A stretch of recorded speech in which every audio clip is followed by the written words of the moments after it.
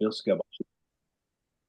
penso que hoje começamos uma série que é bastante importante, que é desvendar um pouco esse sistema carceral dos Estados Unidos.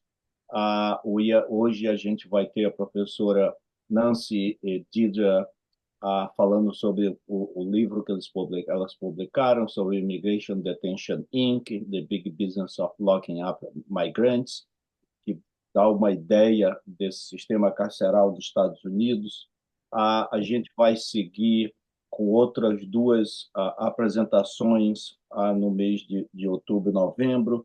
A próxima vai ser com uma ativista canadense chamada Chanel Galan, né, que trabalha com migrantes sex workers e produz um book bastante interessante chamado Migrants Sex Worker Fighting for Justice. A palestra dela vai ser o que o imigrante, o que a migrante sex workers pode nos ensinar para o resto de nós. E nós vamos terminar com a ativista e professora Maha Hilal, que escreveu um livro bastante importante que se chama Inocente Until Proven Muslim, onde ela faz uma descrição da guerra ao terror, e ela tem a capacidade de mostrar como que essa construção da guerra do terror, que foi inspirada na guerra das drogas e que agora começa a migrar para a guerra contra os imigrantes. Eu penso a ideia nossa dessas três palestras é para nós que estamos nesse dia a dia de hoje, da situação de hoje, é tentar entender o sistema que nós estamos lutando contra e como ele funciona. Hoje Ah, nós vamos ter Álvaro, o Immigration Detention on. Álvaro, vamos. Before you talk about them, then I'm gonna ask you to switch to English. Okay. Esse minuto falou em português. E eu vou dar instrução, pessoal, para quem precisa de interpretação, tem um desenho de um globinho ou no celular ou na tela de vocês. Tá escrito interpretation ou interpretação. Clica ali e se você quer ouvir em português, escolhe português. Vou dar um minutinho pro pessoal fazer. Só achar a bolinha lá embaixo, clicar em português. E aí, no final, na hora da conversa, a nossa colega Priscila, que tá com a fotinho ali com o fone de ouvido, ela é intérprete. Se você tiver algum comentário, uma pergunta, uma coisa que você quer compartilhar, essas histórias, como o Michael falou, você pode falar que a Priscila vai devolver pra gente em inglês, que as nossas palestrantes estão no canal em inglês. Tá bom? Tá tranquilo? Alguém precisa de alguma ajuda com a interpretação? Alright. So, Álvaro, agora você pode falar em inglês e apresentar as palestrantes. Okay. Obrigada. We are going to have a presentation by Professor Nancy Hiemstra. She's an associate professor at Stony Brook University in Long Island, New York, and the author of many books, including Detain and Deport, the Chaotic U.S. Immigration Enforcement Regime. We are going to hear from Professor Deirdre Conlon, who is an associate professor at the University of Leeds in the UK and the co-editor of the book Carceral Spaces, and with Professor Hiemstra of the book Intimate Economies on Immigration Detention. They are all important research on that question. And today we are going to hear from them about the book that they just published called Immigration Detention Inc., The Big Business of Locking Up Migrants. Thank you, Nancy and Deirdre, for making time to talk to us about this very important issue. And thank you also for the research that you did on this, for this book, which is an incredible piece of work. And I can imagine how difficult it was to get so much information and draw this picture that is very helpful. Thank you to both of you. Thank you very much, Alvaro, for this invitation. It was Alvaro and I met at a conference in Chicago this summer, and it's a real honor for us, for Deirdre and I, to be here in conversation with the Instituto. Um, I will just go ahead and dive in if that's okay. Um, Please let us know if at any time you need us to slow down or repeat something. We're happy to do that. Um, I think what we wanted to do to begin with is to just give you an overview of the U.S. immigration detention system before we dive into the research that we've been doing. Now, I know many people in the Brazilian community may be familiar with what is going on right now, and for years, really, with detention and deportation in the United States. But to give you a more granular sense of what this is, the United States has the largest immigration detention system in the world. This is a system that has grown very rapidly. It really started growing in the late 1980s, really hand in hand with the U.S. prison system, kind of as an outgrowth, an offshoot, an area of expansion for the prison system. But it grew from a daily capacity in the early 1990s of around 5,000 people per day to over 61,000 people today in detention facilities around the United States, detained in roughly 150 facilities. But as we know, the number of facilities is growing incredibly rapidly right now, in kind of an unprecedented incorporation of more and more facilities. This system is big money, right? In 2024, for example, the United States government paid around $3.4 billion for a detention capacity of around 41,000 per day. That's what it was paying for then. Um, and the U.S. government pays an average of $160 per bed per person detained per day. Now, when we are talking about minors and members of family units being detained, this more than doubles the daily cost. Now, as you all know, despite the narratives that we hear so much in the media and in political narratives, the great majority of these people being detained in the U.S. detention system are not criminals, right? These are children, these are families, these are our employers. Now, with Trump's, the quote, one big beautiful bill that was just passed, this allocates $45 billion more over the next 4 years to more than double the capacity of the detention system.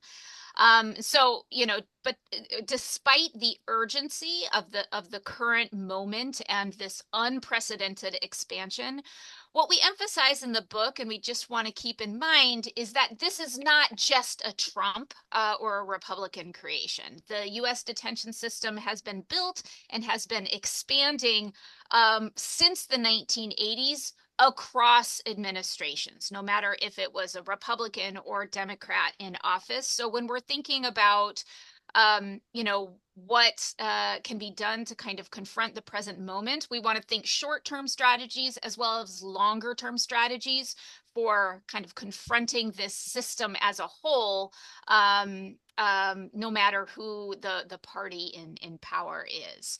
Now I'm going to turn things over to Deirdre. Go ahead, Deirdre. Thanks, Nancy. And if you could just skip us to the next slide because I think you have control of the slides. Is that right? That's great. So thank you, Alvaro, and everybody for the invitation to be here and to speak with you about the work that Nancy and I have been doing now for over a decade. So in this slide, what I want to do is give a brief overview of the research that we have been doing. So key to understanding our research is the two driving questions that started us off with this project and keep us going in investigating the big business of immigration detention. And those two questions have been and continue to be: who is making money from immigration detention, and exactly how is money being made? And just a very brief overview of the kinds of facilities that we look at and the approach to gathering information that we have used, because as I'm sure many of you on the Zoom today know, that getting into immigration detention facilities as an advocate, as an activist, as a befriender, as a researcher, as a monitor, is practically impossible. So the facilities that we look at are primarily in the New Jersey and New York region. You can see on the slide before you now that many of the facilities are in the kind of Newark Airport area of New Jersey. So if you have flown into or passed through New Jersey on I-95, you will be within a couple of miles of many of those facilities. We also look at facilities closer to the US-Canadian border, as well as one in upstate New York. And the reason why this is the kind of mix of facilities that we have been looking at is because there are facilities that characterize a number of different types of ownership or management models that the government has used now for many, many years. I won't say much more about that at this point, but we can answer any questions that you have about the different types of facilities. In terms of the research tools or research methods that we use, a large portion of the information that we have gathered has come from freedom of information requests or public records requests, both at the federal level and at the state level. And we combine those with secondary sources of information, as well as a small number of interviews with both people who are working with migrants who have been detained or are currently detained, as well as people who have previously spent time in immigration detention as well. So that's just a quick overview of the research methods. We can come back to how you can use these methods and how useful they may be to you, in the question and answers. So who is making money from immigration detention? By now, the two big names in immigration detention, CoreCivic and Geo Group, are pretty much well known to everybody, or most everybody. What we know is that these are corporations that have a long history in the prison system, and at a certain point at around the same time that immigration detention started to expand, they also started to expand their input into the immigration detention system, seeing it as a growth opportunity. So in 2022, as you can see on the slide that's in front of you now, more than a third of the income of Geo Group and over 40% of CoreCivic's revenue was from immigration detention contracts with the federal government. What we've seen since Trump 2.0 took office is that the share prices for both of those companies has skyrocketed. And what we are seeing is an inching up, again, over quite a number of years and increasingly in the last number of months, of the number of facilities and the kind of the contracts that both Geo Group and CoreCivic have to operate immigration detention facilities. But, and here's one of the things that we are really keen to share with people and to make clear to people through the book and through the research that we do. Core Civic and Geo Group, as problematic as they are not the only actors that are involved in immigration detention by no small measure. So we look at how local governments are generating income from immigration detention. And they do that in a number of different ways. First of all, by renting space to the federal government in order to house immigration detainees. Second of all, through the contracting or subcontracting process, which is something that we investigate quite deeply in the book that we've written. Local governments also gain income through commission rates in association with the subcontracts that they have for a number of different kinds of services. So subcontracted companies are the other big players that don't get a lot of airplay and a lot of attention in immigration detention. So every single service that is provided in immigration, whether it is food, whether it is so-called medical care, whether it is access to telephone or email, transportation, every single thing that is provided as a so-called service in immigration detention is provided through a subcontracting process. And the providers of those services are making money off of immigration detention. So if we go to the next slide, we give you an overview of the facilities that we study, and just 3 of the services that are provided in immigration detention. So we focus on food, medical care, and commissaries, or kind of the stores that operate in immigration detention. And what you can see on this slide is perhaps some familiar names of companies like Aramark, for instance, who are a food service provider in the facilities that we have looked at, but also at a number of facilities in other states around the country. You can also see that in some cases, for instance, when it comes to commissaries, there's a near monopoly on who the provider is. In this case, it is Keefe Commissary Network in providing services or kind of store services to migrants who are detained. What the other thing, and we'll delve into this in the next several slides, is that you can see just how much or what the value of these contracts is to each of these service providers. So it's multi-million dollars for multi-year contracts. And often these contracts are renewed on a routine basis, lasting for many, many years. And as a result of that, these companies are really generating quite significant portions of their revenue and income from the detention business. So I'm going to hand back over to Nancy to delve into some of the services that we look at. Thanks, Deirdre. Well, first we're going to talk about food. I mean, if you have heard anything about detention, if you know anybody who has been detained, you know that food in immigration detention, as in U.S. prisons, is awful. It routinely makes people sick. You see here a study by the CDC a few years ago. Just talking about the much higher likelihood that people will get sick from the food in these facilities. Report after report, not done by ICE itself, by other agencies or independent organizations, has collected anecdotes, evidence from people about how they often get sick from the food, and how they don't just get sick, but it's insufficient in quantity and quality. So even if people are eating the food, trying to eat the food, there often is not enough of it.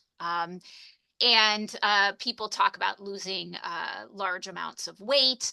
They're often just provided food that is obviously rotten, moldy, inedible, filled with bugs. I mean, just you really horrible stories about the food quality. At the top of this slide are pictures from a report done outside of ICE of showing what's supposed to be a hamburger patty on the right that was actually served to detainees, and then showing food that is obviously slimy and bad that was also being served to detainees. And this is ubiquitous throughout the detention system. These aren't just isolated instances. And what we talk about in the book is that this is very closely tied to the fact that these detention providers are making money, and that the people consuming the food are not actually the customer or the person paying the bill. So the food providers don't really have to care too much about what the opinion, the experience of the people eating the food, right? Because the customer is the person subcontracting them to provide. And so we talk about the business model in detention is really bad food, right? So the less that these companies spend on providing food to detainees, the more money that they make, the greater their profits. So the companies contracted for food service are really disincentivized from delivering quality meals. So as long as the food contractor can appear to meet the terms of their contract, they can keep that contract. And as we'll talk about a little bit later, there is very little oversight to actually enforce existing standards and checks, standards and guidelines, supposed rules around what is supposed to be served. And part of this is tied to how these contracts are awarded, right? There's a very competitive bidding process involved. And pretty much whoever is able to offer the lowest bid is going to win the contract, right? Without really looking into what that means. So, for example, one of the facilities in our study, the Bergen County Jail, awarded or gave Aramark a contract in 2019, and Aramark said, "Hey, we can provide food for $1.46 per meal." Right. And when you think about the cost of food today and think about what $1.46 can provide for a meal, it's alarming. And keep in mind that they're saying they're spending $1.46 on meal, but all of these reports indicate that they are cutting corners in multiple ways.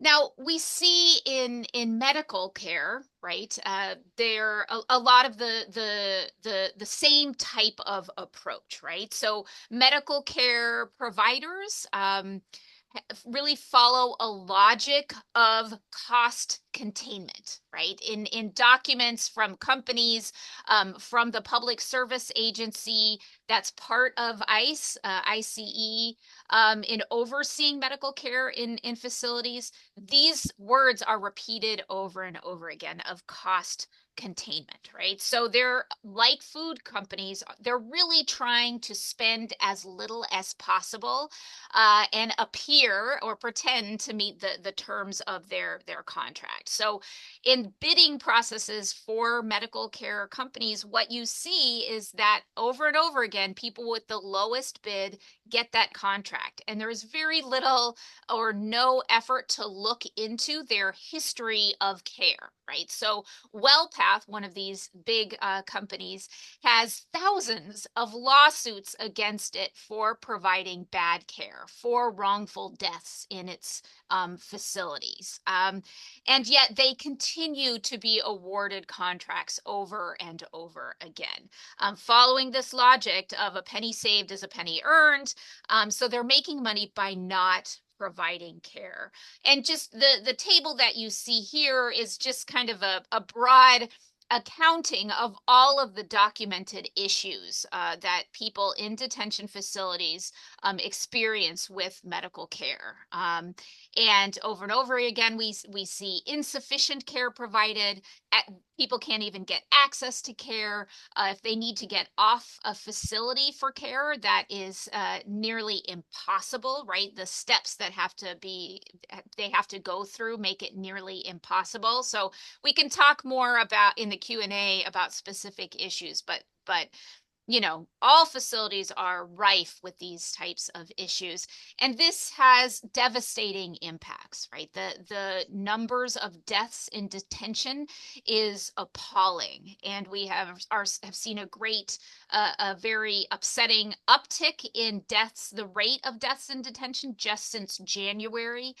Just since January, we have at least 12 reported deaths by ICE. And there are a lot of deaths. We suspect there's a lot going on that is not being reported. So I'm going to pass it back over to Deirdre. So because conditions in detention are so horrific in terms of the poor food that is provided, as Nancy has just outlined, and because of the poor medical care or absent medical care that is available to immigration detainees. And on top of that, because of the way that detention facilities operate. So meal times at odd hours with significant long gaps between meals. All of these circumstances, all of these conditions mean that migrants who are detained are often hungry, cold, and just in a state where they eventually turn to the commissary or the in-store facility in the facility in order to try to make life just a little bit less miserable. And in that context, we describe a cycle where migrants who are detained can be understood as captive consumers and coerced workers. And just to explain that in a little bit more detail. A hungry detainee will turn to the commissary to try to purchase some, energy-giving or warmth-giving food. And at the commissary, what they're charged is on average 4 to 7 times higher price than the same item outside of immigration detention. And how we've been able to find this out is because in some of the records that we have been able to look at, and this doesn't happen all of the time, we've been able to get the prices of commissary items as well as the sales records for items in facilities. What we see, first of all, is that the kinds of items that people who are detained are purchasing are not frivolous things. They are often, as I said, energy-giving pot noodles, protein bars, and things of that nature that are an attempt to supplement the poor quality and quantities of foods that they receive. And they, as I said, pay between 4 and 7 times more for those items than one would outside of immigration detention. Now, a reasonable question to ask is, where do people who are detained get money from? And it's, as I'm sure that many people in the meeting today know, at times migrants have money that they that they bring into the facility with them, and that goes into a commissary account. They may have family members who put money in a commissary account, and by the way, they are charged in order to add money to a commissary account. So there is money being made in that transaction as well. And often what migrants end up doing, if they do not have access to their own funds or funds through someone else, is that they work through what's referred to as a voluntary work program in the detention facility. And they work for the absolutely abhorrent figure of $1 per day or 12 cents per hour for 8-hour shift.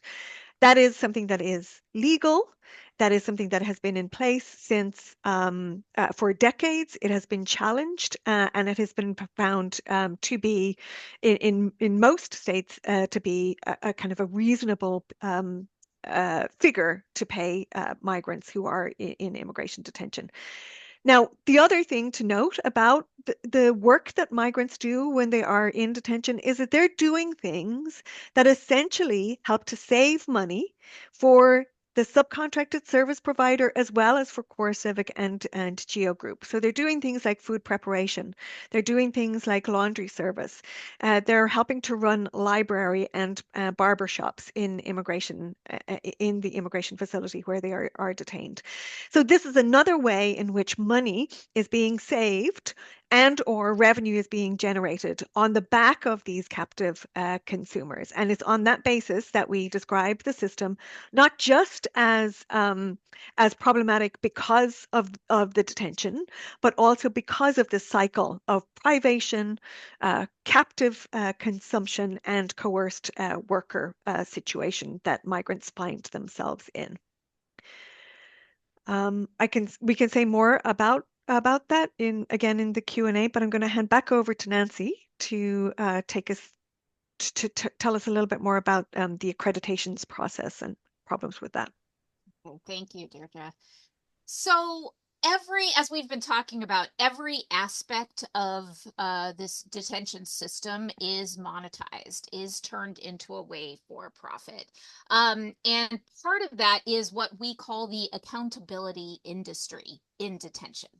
All detention facilities are supposed to follow a set of standards that called the National Detention Standards. There's a whole history to those that we could go into. But basically, there are standards and rules that they are supposed to be following. These are pretty basic, pretty minimal, but it's supposed to ensure minimum quality and respecting detainees' human rights, civil rights. To make sure that facilities are doing this, the system says that ICE is supposed to conduct regular inspections. Unfortunately, and so the inspectors come in, and these facilities almost always pass, often with glowing remarks and ratings. However, if we really look at what's going on with inspections, we see that they are largely sham inspections. They are announced beforehand, so facilities can, take time to make things look good, throw on a fresh coat of paint. There are a lot of accounts from detainees saying, like, well, when the inspectors were there, we actually got a hamburger, right? Instead of some type of meat slop, right? So they can change what's being served. There are accounts of detainees with medical conditions not being properly treated, moved out of sight, such as being put into solitary confinement. Inspectors are supposed to talk to detainees, and if they do, they often do this in the presence of officials who could later and sometimes do punish them if they're saying anything against the facility after the inspectors leave. And so when we've been hearing a lot lately of facilities being facilities being accused of, hey, there's complaints about your facility not feeding, not providing medical care. And they almost always say, like, well, our facilities follow strict standards and we pass inspections. So we can dismiss those claims, but we really know that these inspections are largely sham inspections. And the current administration has promised to reduce inspections and are really canceling a lot of these systems of oversight within the system, closing offices where detainees could file complaints and things like that. Just another thing I'll mention quickly is that facilities are also supposed to be and are accredited by outside agencies, such as the American Correctional Association, things to do with healthcare. However, when you look at this process in detail, as we do in the book, you see that basically if a facility pays for the accreditation, they're going to get the accreditation. So you often hear facilities and ICE saying, well, they're also accredited by these other agencies. And we know what that means, right? Likewise, this they're not going to fail their accreditation inspections. And I'll turn it back over to Deirdre now.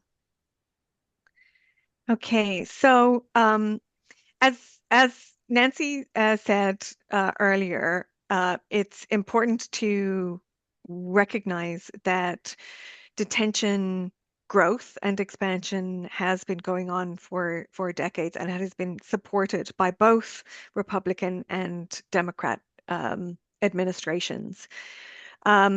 We have seen that, for instance, in the power of campaign contributions and the lobby to support harsh immigration laws.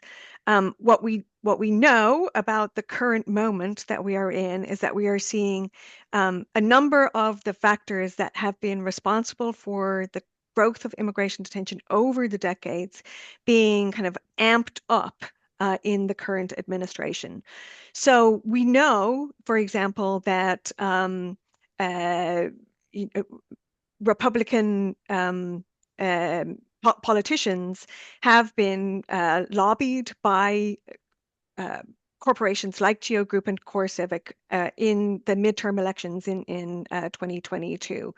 We know that Marco Rubio, for example, Brian Kemp in Georgia, where there was a lot of detention, have received significant amounts of money on the basis of in order to support their election. And that is, continuing.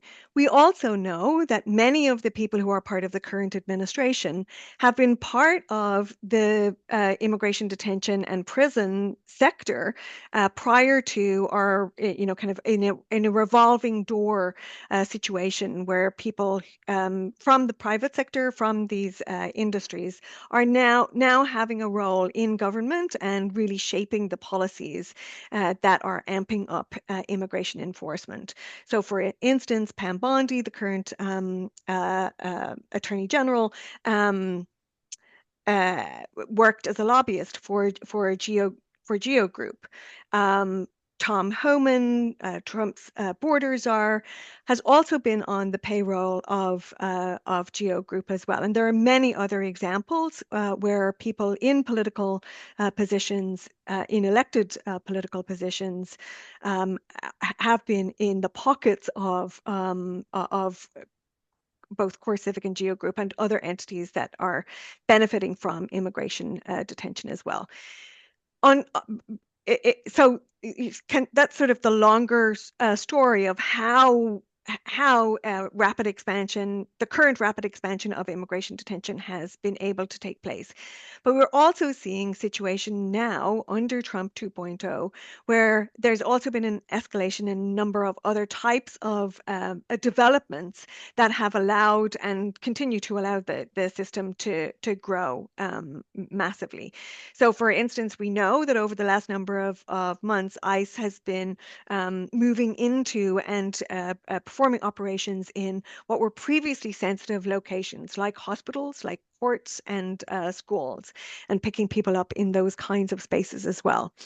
We know that from day one, President Trump attempted to and has been trying to kind of do away with statuses like birthright citizenship. He has also revoked the temporary protective status of a number of different communities, including people from Venezuela, Afghanistan, Haiti, Honduras, and Nicaragua. So in that way, people who previously had legal or kind of documented or legal status in the US suddenly find themselves not having that status and therefore fodder for immigration enforcement authorities. We've all seen the National Guard in cities like Los Angeles. We also know that arrest quotas has been part of the discourse of the Trump administration, and that the number of people who are intended to be arrested on any given day is also something that has been climbing. It is questionable as to whether they are able to meet those quotas and how the detention system feeds into that ability to meet those kind of requirements, and we can talk about that further. We're also seeing things like the use of former prisons and repurposing of former prisons for purposes of immigration detention. We're seeing the use of military bases being turned over for the purposes of immigration detention as well. We're increasingly seeing the use of what are referred to as no-bid contracts. So where the work that Nancy and I do has been to pour over the contracts between facilities, between local governments as well as our state governments and local providers.